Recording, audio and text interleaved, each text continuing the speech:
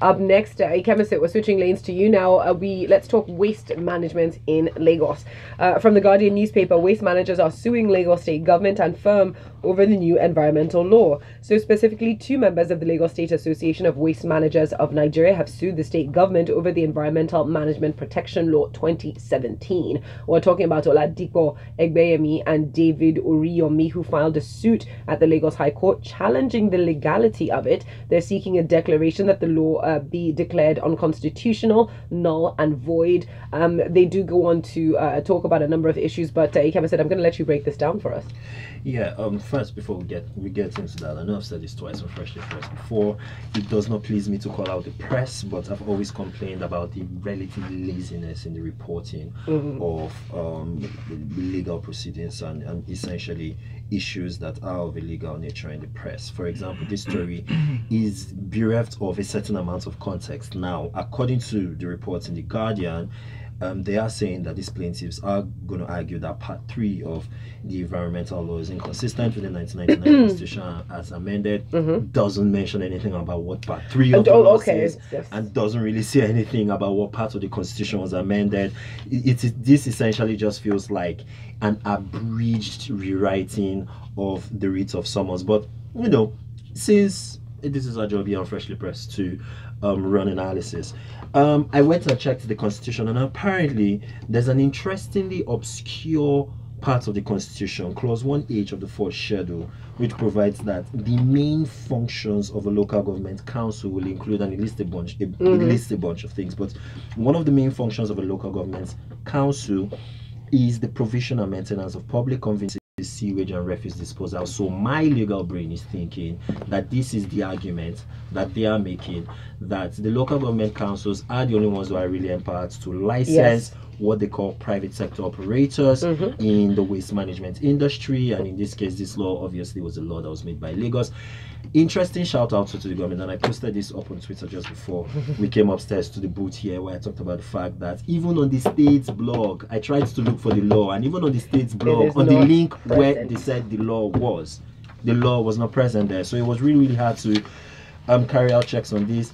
It is, I suppose, a statement on a wider commentary in terms of the commitment of this current administration towards transparency. But it will be interesting to see how this case develops when you talk about the fact that we have talked about this several times on Freshly Pressed here, and people have called in and have complained about the performance of the current waste management company that has been empowered by this law to be the exclusive operators, at least in Lagos.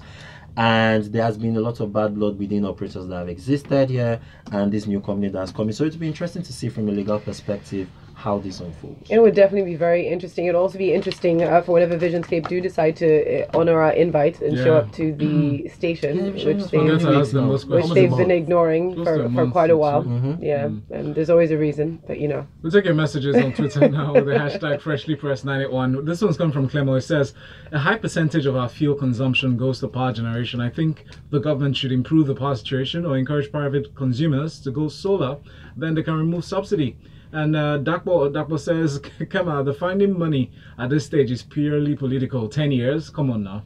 It's for them to tell us more, Jonathan, in corrupt stories. To tell us more, Jonathan, is corrupt stories. Interesting. All right. Let's see if we can move on very quickly. Up next, your PVCs. Do you have your PVC? Have you got your PVC sorted out? Because according to ThisDay newspaper, the headline says that Lagos, Oyo, and Edo states top the states with unclaimed PVCs. So the Independent National Electoral Commission has said that it is still in possession of just over 7 million or close to 8 million permanent voters' cards that are yet to be collected from their offices across the nation. Now, the Commission disclosed this in tabular data on consolidated PVCs, and it was released yesterday in Abuja, and the data showed that over 8.2 million thereabouts are yet to be collected as of 2016, and then a breakdown of the uncollected PVCs as of March 2018 also revealed that Lagos had the highest number. 1.4 million approximately have not picked up their PVCs in Lagos. Ikemesit, this time when we're shouting, your vote is your voice. Use your voice. What's going on? 1 million No. voices. Yeah, not much of a story other than, hey, go out and get your PVCs. So it's interesting, really. So the top states for uncollected PVCs as at last month were Lagos, followed by Oyo, followed by Edo, followed by Kano, which roughly tracks with all these 4 states are in the top 10 in terms of population in the country. Interestingly, the states with the highest number of PVCs collected between 2017 and 2018 is Anambra, followed by Kogi, followed by Lagos again. So Lagos is in an interesting middle position where there are a large number of uncollected PVCs, but then we've got a lot of people who have been able to collect their cards. But it's interesting that within this 1 year period, taking Lagos for example, only 20,002 PVCs were collected in Lagos in 1 year. And again, this shows, I've talked about this on Freshly Pressed, I think a couple of weeks ago, 2-3 weeks ago or so, when we're talking about the INEX budget, INEX budget and the logistical constraints that the commission has been put under, because the 2018 budget has not been passed, and because certain specific financial provisions that INEC has requested for have not been provided for, they've not been able to build out that logistical infrastructure that will enable them to send these PVCs to the local governments, because that's how it's supposed to be structured. You're supposed to go to your local government council, or I mean, you're supposed to go to roughly your ward, where your ward will be located, rather, during the elections, to pick them up. But because that they've not been able to hire extra hands, adjunct hands, they've not been able to get those PVCs distributed to those levels, they've had to make use of the local government council headquarters. And when you're talking about the fact that people have to take leave from work to go to their local council headquarters, folks may not be available, there's a certain duration, there's a certain time period during the day during which they could go to collect PVCs. It's interesting, in a city of how many million? We estimate 20 million people. How many? Yeah, and all of that. Probably an electorate of 4 million or thereabout. Only 20,000 PVCs have been collected. Yikes. You know, Yikes. a year out. Sort it out, That's Lagos. a troubling number. We've got a few more messages coming through. MI from Akoka says we don't comply with laws. True that. It seems we try to show off how powerful and unequal we are from the rest by our show of impunity. And the banks would charge you to the last kobo when you have any financial liability with them. Yet they continue to flout financial rules with such zest. While Ayo says waste management non-existent. Sule looks like a rubbish dump now. Ambode, we need our Loma back. That's essentially what he has to say. Gwengus says all we do is make noise on social media and radio. We don't really participate actively in the electoral process by getting our PVCs to vote, and no amount of criticisms and noise making on social media will bring about that much needed change. And finally, Big E from K2 says now we all have to put the government on their toes with the waste management. I think we should sue the Lagos state government, because I think these Visionscape is a vision scam to siphon money from private hands. And says Folu, please tell INEC to come to Kosi K2. They have started voters registration here. Okay. Meanwhile, can we invite MI Akoka to the station one day? Or give him a freshly pressed shirt or something. Well, yeah, his name is MI. MI from Akoka. From Akoka. Thank you. Yeah. Well, let's carry on with more stories. We'll have this next story in from Punch. It has a headline: "We may shut National Assembly to help Buhari end killing." So the Deputy Senate President, Ekweremadu, made this call at the National Assembly. Said the National Assembly may shut the House, actually, or further proceedings, to help President Muhammadu Buhari's administration to find an end to the spate of killings by herdsmen. He made a very important point. In his statement, he actually said he's very emotional about the matter and noted that the National Assembly would not exist without the people who the members are representing. Ikemesit. Duh, of course. I mean, do we need expert analysis to break that down? Because sometimes they institute laws or make some deliberations that make you feel as if they are oblivious of the plight of the people. Yeah, and you can understand why the legislatures feel somewhat powerless in these situations, because they, in theory, directly interface with their constituents, and in a situation where the pastoral conflict has escalated to the point where people are loudly calling on their elected representatives to do something about it, they really feel powerless, because in the end, the executing ability of the federal government lies in the executive. It doesn't exactly lie in the National Assembly. So shutting it down, picketing it, telling everybody, oh yeah, go and stay in your home state, maybe that to serve as a deterrent or something like that, wouldn't exactly help. I mean, from the optical public perception standpoint, it might look like you're putting pressure on the government, but short of making or placing a renewed impetus on the federal government to come up with a holistic strategy on this. If you have lawmakers, essentially form a committee, come up to a range of solutions, a position paper, demand for a meeting with the president, place these things before the Nigerian people and say, And this take is our time. contribution and all of that. There doesn't seem to be a coherent plan. Ikemesit, but outside of any even part of the outside of government. even a coherent plan, like, let's say for an argument's sake or reality's sake, right? We're looking at a government and a nation that really is besieged on all fronts, economic, we're talking, about insecurity, all of these things. Yet it constantly seems that both the upper and lower houses seem to enjoy dragging out these matters in the pages of newspapers, and then you come back and you make a statement like, "Oh, actually, we want to help. We're going to shut down work just to help you." I mean, just a few stories before, we're looking at all these extra queries, which really could be resolved internally. So, is this a truthful state? I mean, does this really appear to you to be a truthful sentiment, or is it just, well, let's play to the gallery, shall we? So it seems to be. When you look at our experience with our lawmakers and you look at the experience of this particular National Assembly, there is a bit of a playing to the gallery. And it does suggest that, let it look like we are doing something or we said something about this. Yeah. So a lot of it seems like that. But I mean, driving through Barnabas Gemade's constituency and the other guy who actually brought up the motion, yeah, exactly. You'd see signs and you'd see signs and banners. I mean, you drove through parts of Ebonyi State too, where signs are written in English and in Hausa, essentially telling these guys, do not come into your farmlands. You are prevented from doing this. You could be shot at sight. You could be prosecuted. A range of other things hasn't exactly helped. One point, right? There's an area I would like you to examine very briefly. The Senator Dokwe, who represents Nasarawa South, he seems to be personally affected by this, and he drew allusions to the statements made by the former Chief of Army Staff, Minister of Defense Danjuma, when he called on Nigerians to arm themselves or defend themselves. I asked you a question before I got on air, and I said, if just in a hypothetical situation, if the gun laws in Nigeria were laxed a little bit and allowed for citizens at a certain age to have arms or personal weapons to defend themselves, do you think there could be a solution in some way? It will exacerbate the problem. So one thing that a lot of Nigerians don't know is that Nigeria has some of the most restrictive gun ownership laws on the continent, right, as it were. But the problem is that while at the same time, Nigeria is one of the top hotspots in the world for small arms ammunition. There's some estimates of between 100 to 250 million small arms in this country and all of that. Yes, but the problem is that those arms are concentrated with a disproportionate number of those arms are concentrated with very few hands. You're talking headsmen, you're talking militants, you're talking politically exposed persons or gangs that work on behalf of politically exposed persons. And so liberalizing and opening the space so that your average everyday, Tinuke or Timi, is able to have access to guns, it's going to make the situation worse. All right, keep your messages coming in on WhatsApp and Twitter, #FreshlyPressed981. The next story is on the Daily Times. 3 billion naira fraud. EFCC begins crackdown on Ponzi scheme. We heard about MMM. We've heard this one is it's been existent for quite a while, Swiss Gold, and now the Economic and Financial Crimes Commission has disclosed that it has recovered 216 million naira from the Ponzi scheme operator, the Swiss Golden Investments, an online investment company, according to a top source at the EFCC, Kema.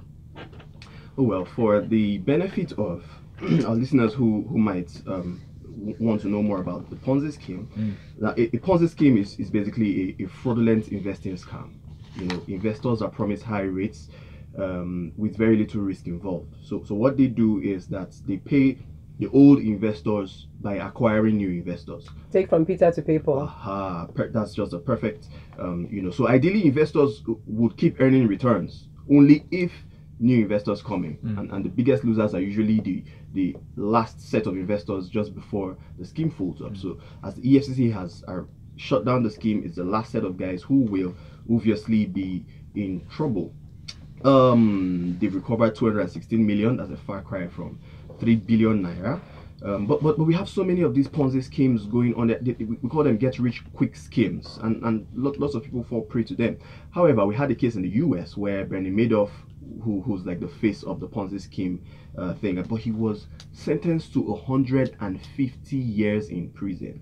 So now I want to see, because nobody was arrested for the MMM whole scheme, no prosecution, nothing. So nobody would have been arrested in this case if two men did not report the petition some of the people who were introducing the business to them, and this was why they recovered this sum. Sure. So I'm actually keen on seeing where our laws will, where our judicial interpretation of these laws will tilt towards with this case. They've not been prosecuted yet, but I'm keen on seeing, because this will, if they will prosecute, this would be our first Ponzi scheme prosecution and perhaps eventual. But again, Kema, just to point out, but this almost operates a sort of like a terrorist cell, if you think about it, for lack of a better analogy. There isn't one individual head. There are multiple heads, like it's like a hydra. Yeah. And outside of that, isn't this just a bigger symptom of problems that we have within the country? People are always going to look for these get-rich-quick schemes, especially when basic things are not in place. So what do you think the government should be doing to eliminate the conditions that allow for these Ponzi schemes to thrive so well in a place like Nigeria? Because if you defrauded Nigerians of 3 billion, 200 million is not much. Yeah, sure. I mean, these are the things. Access to financing is very, very. You find bankers even encouraging this business. Oh yes, and you would trust them because you understand. You feel like they have a basic understanding of business. So did you see? They were at a banker was doing a presentation for MMM in the banking hall. Let's wrap up this story. We have this next one from ThisDay. You won't be lucky if oil plunges again. IMF warns Nigeria. Now, in this report, the International Monetary Fund has cautioned Nigeria and other exporting countries yet to utilize the opportunity created by the prolonged stability in crude prices to reform their economies. They cited an instance of the inflation rates dropping so far in African countries and noted that they won't be out of this problem if they rest comfortably on the oars of this current rates in oil prices. Kema.